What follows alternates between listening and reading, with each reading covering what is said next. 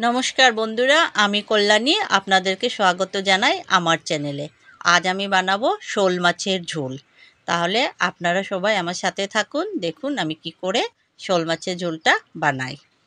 শোল মাছ তার জন্য নিয়ে নিয়েছি, এটাকে ভালো করে স্কিনটাকে কেটে ফেলে দিয়েছি, ভালো করে ধুয়ে নিয়েছি। নিয়ে এখন তার থেকে কয়েক পিস নিয়ে নুন হলুদ লাগিয়ে দিয়েছি ভালো করে।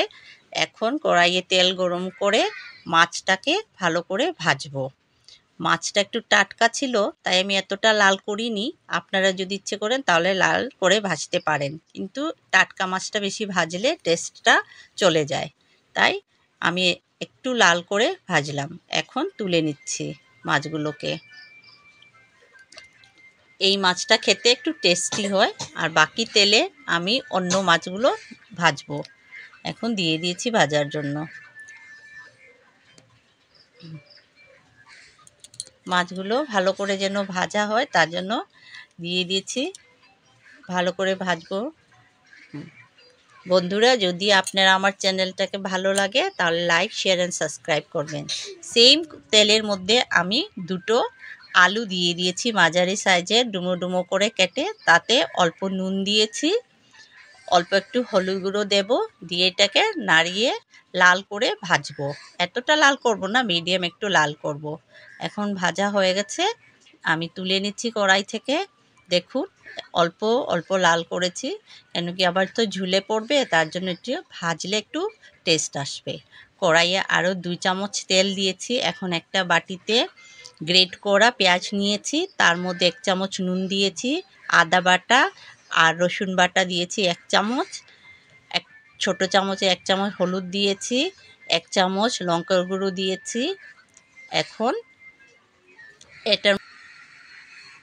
এটাতে 1 চামচ জিরে ধনের গুঁড়ো দিলাম, দিয়ে অল্প একটু জল দিয়ে এটাকে একটা পেস্ট বানিয়ে নেব, যাতে তেলে যখন দেব এটা জ্বলে না যায়। এখানে কড়াইয়ে একটা ছোট সাইজের পেঁয়াজকে কেটে দিয়ে দিলাম। এখন পেঁয়াজটাকে ভালো করে ভাজবো। পেঁয়াজটাকে একটু নাড়াচাড়া করে ভালো করে ভেজে নেব। অল্প একটু পেঁয়াজের লালচে লালচে হয়ে গেলে, দেখুন রঙটা একটু চেঞ্জ হয়ে গেছে পেঁয়াজের। এখন এটাতে মশলাগুলো দিয়ে দেব, যে বানিয়ে রেখেছিলাম মশলাগুলো দিয়ে দিলাম। এখন মশলাগুলো ভালো করে কষাবো। মশলাকে ভালো করে নাড়াচাড়া করব, যাতে মশলার পুরো কাঁচা গন্ধটা চলে যায়। ভালো করে নাড়াচাড়া করতে হবে, তখন কিন্তু নাড়াচাড়া করতেই থাকতে হবে। এখন দেখুন মশলা থেকে তেল বেরোয় গেছে, ভালো করে কষানো হয়ে গেছে। এখন তাতে মশলার বাটি ধুয়ে অল্প একটু জল দিলাম, দিয়ে আবার ওইটাকে নাড়বো ভালো করে জলের সাথে নাড়িয়ে। এখন ভেজে রাখা আলুগুলো দিয়ে দেব। আগে থেকে আলুগুলো ভাজা হয়ে গেছিলো, তা একটু সিদ্ধও হয়ে গেছিলো। এখন এতটা সিদ্ধ লাগবে না, এটাকে মশলার সাথে ভালো করে কষাতে হবে। তারপর 2 কাপের মতো গরম জল আমি দিয়ে দিলাম ঝোল। এখন এটাকে ভালো করে নাড়াচাড়া করব। ফুটে উঠে গেলে এখন আমি কাঁচা লঙ্কা দিলাম 4টা।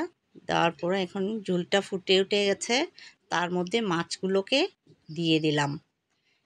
মাছগুলোকে দিয়ে একটু নাড়াচাড়া করবে, আবারও ফুটতে হবে। 2-3 মিনিটের জন্য এটাকে রাখবো ফোটার জন্য। আলুগুলো তো আমার সিদ্ধ হয়ে গেছে। এখন 1 চামচের মতো গরম মশলা দিয়ে দেব। আর ঝোলটা দেখুন অনেকটা ফুটে উঠে গেছে, হয়ে গেছে আমার রান্না। এখন এটাকে নামিয়ে নেব। এটা গরম গরম ভাতের সাথে অনেক ভালো লাগবে। ধন্যবাদ আমার সাথে থাকার জন্য, আমাকে সাপোর্ট করবেন। Thank you.